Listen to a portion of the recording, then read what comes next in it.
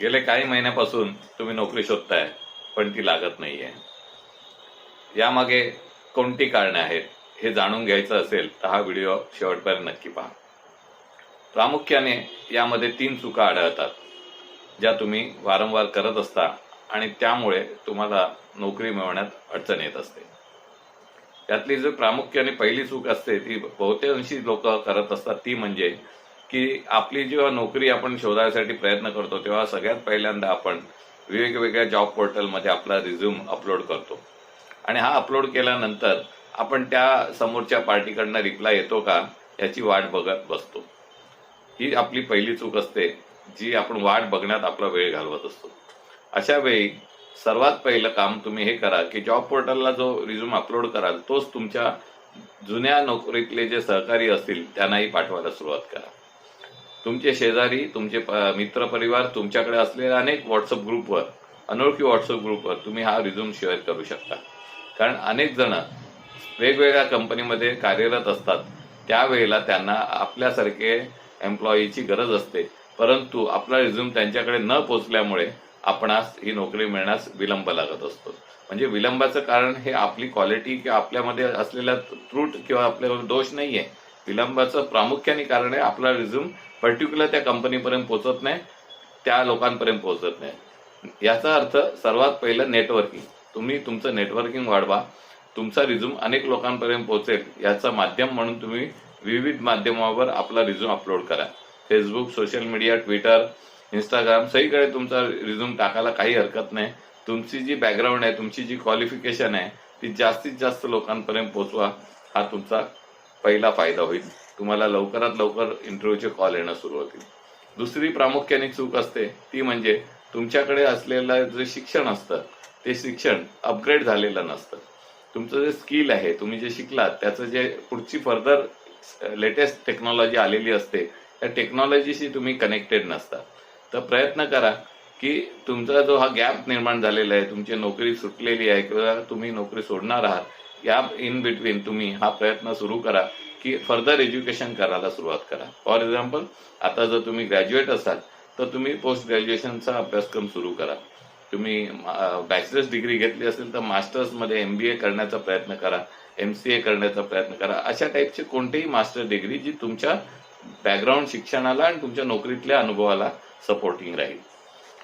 त्याचप्रमाणे तुम्ही वेगवेगळे स्किल कोर्सेस करा. म्हणजे अनेकशे कोर्स असे असतात की ज्यामध्ये वेगवेगळं स्किल शिकवलं जातं, ज्याचा फायदा तुम्हाला फ्युचरमध्ये नोकरी मिळवताना होऊ शकतो. आता हे स्किल कसं असेल ते तुमच्या शैक्षणिक पात्रतेवर डिपेंड आहे. तुम्ही करत असलेल्या क्षेत्रातल्या संबंधित असेल त्याप्रमाणे तुम्हाला अपग्रेड करा. अनेक कोर्स करण्याची सुविधा मुंबईसारख्या ठिकाणी उपलब्ध असते, ऑनलाईन उपलब्ध असते. त्याचा लाभ घेण्याचा प्रयत्न करा. काही वेळेला आपण असा विचार करतो की हे शिक्षण करताना आपल्याला थोडेसे पैसे गुंतवावे लागतात, तर आपण असा विचार करतो की माझ्याकडे पैसे कमी आहेत तर मी गुंतवून काय फायदा. लक्षात घ्या, पैसे ही गुंतवणूक आहे, शिक्षणातली गुंतवणूक आहे आणि गुंतवणुकीचा नेहमी फायदा होणार आहे. तुम्हाला येत्या काळात त्याचा फायदा होणार आहे हे गृहीत धरून तुम्ही हे पैसे गुंतवा, निश्चित त्याचा लाभ होईल, वाया जाणार नाही. तिसरी जी चूक असते, अनेक वेळा आपल्याला आलेलं जे अपयश असतं त्यातनं आपला आत्मविश्वास थोडा कच्चीकरण झालेला असतं आणि आत्मविश्वास कमजोर झाल्यामुळे आपल्याला अनेक वेळा कुठे इंटरव्ह्यूला जाताना आपल्या लक्षात येत नाही की आपलं प्रेझेंटेशन हे महत्वाचं असतं, आपला आत्मविश्वास हा महत्वाचा असतो. इंटरव्ह्यू घेणारे जे इंटरव्ह्यूअर असतात त्यांना तुमच्या आत्मविश्वासात प्रामुख्याने ते तुमच्या आत्मविश्वासाकडे बघत असतात, ना तर तुमच्या रिझ्यूम मधल्या शैक्षणिक पात्रता आणि इतर गोष्टीकडे बघत असतात.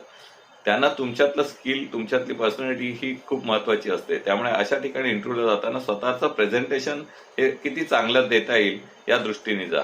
जर तुम्ही मुलगा असाल तर तुम्ही व्यवस्थित कपडे, अनुरूप कपडे घालून जा. इस्त्री केलेले असतील, तुम्ही शूज आणि पॉलिश केलेले असतील, तुमचे केस वगैरे व्यवस्थित असतील, दाढी वगैरे व्यवस्थित, अशा प्रकारे व्यवस्थित जा, जेणेकरून इंटरव्ह्यू घेणाऱ्याला तुमचं प्रेझेंटेशन पहिल्या दर्शनी आवडेल आणि त्यातनं तो पुढची स्टेपवर जाईल. मुली असाल तर मुलींनी पण अशाच प्रकारे व्यवस्थित कपडे घालून व्यवस्थित जावं, वेळेत जावं. महत्वाचं म्हणजे वेळेत जाणं. इंटरव्ह्यूला जाताना बरेच जण उशीर जातात आणि मग सांगतात की ट्रेन लेट झाली, ट्रॅफिक लागलं, या झालं. वेळेपेक्षा अर्धा तास आधी जा, वाटलं तर थोडा वेळ खाली कुठेतरी वाट बघा आणि इंटरव्ह्यू टाइमला वेळेत उपलब्ध व्हा. हे तुमचे प्लस पॉईंट असतात ज्याचा विचार इंटरव्ह्यू घेणारी कंपनी करत असते. आणि त्या दृष्टीने तुम्ही स्वतःला प्रिपरेशन करा. म्हणजे तुमच्या 3 चुका आहेत. पहिली चूक होती ती म्हणजे तुम्ही नेटवर्किंग मध्ये कमी पडला म्हणून तुम्हाला इंटरव्ह्यूचे कॉल आले नाही. दुसरी जी चूक होती तो म्हणजे तुम्ही स्किल अपग्रेड केलं नाही, ते अपग्रेड करण्याचा प्रयत्न करा. आणि तिसरं म्हणजे तुम्ही नोकरी मागायला जाताय याचा अर्थ हा नाही आहे की तुम्ही गरजवंत आहात. तुम्ही तुमची क्वालिटी स्किल दाखवा, तुमचं प्रेझेंटेशन करा आणि समोरच्या कंपनीला प्रूव्ह करा की तुम्ही या नोकरीसाठी या जॉबसाठी अनुरूप आहात, तुम्ही योग्य कॅन्डिडेट आहात. हे प्रेझेंट करण्याचा तुम्ही स्वतःला प्रयत्न करा. नर्वस होऊ नका, निराश होऊ नका. एखादी नोकरी इंटरव्ह्यू कॉल झाल्यानंतर जर आला नाही तर त्या ठिकाणी तुमची लेवल ऑफ पर्सनॅलिटी त्यांना कदाचित त्या जॉबसाठी अनुरूप वाटली नसेल, त्याची काही वाईट वाटण्याचं कारण नाही. नेक्स्ट जॉबमध्ये नक्कीच तुम्हाला ती ऑपॉर्च्युनिटी मिळू शकते.